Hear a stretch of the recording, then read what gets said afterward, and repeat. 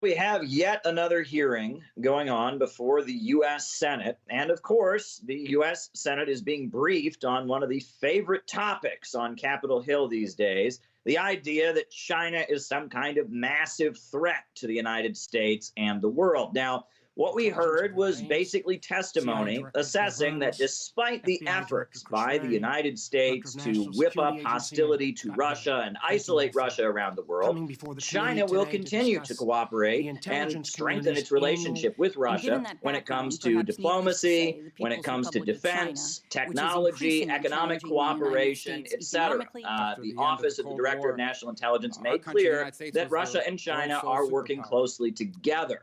Now, in addition to that, we heard predictions from U.S. officials, the intelligence community, that China will continue to press Taiwan, and furthermore, that China will seek to undercut the United States. Here's some of what we heard.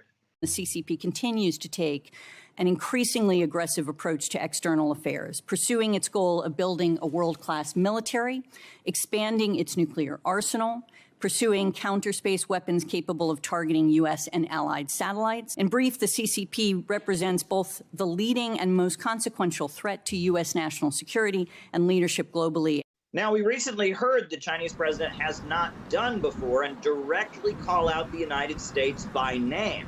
We also heard the Chinese foreign minister speak up and say the United States needs to hit the brakes when it comes to the issue of dealing with China, or else this could lead to some kind of confrontation. Here's what was said by the Chinese foreign minister. If the United States has the ambition to make itself great again, it should not block the way for the development of other countries. Containment and suppression will not make America great, and it will not stop the restoration of China. We have a situation here where China is responding to all kinds of trade warfare and efforts to suppress their economic growth from the United States, continued hostility from the United States. And we have an atmosphere in the United States, of course, that is trying to play up the notion that China is a huge threat, that we should all be very, very afraid of China. And it seems like today's hearings also seem to emphasize the growing cooperation between China and Russia. It's a problem for Washington in the sense that Washington is pursuing this war against Russia vis-a-vis Ukraine, and it's very much a proxy war.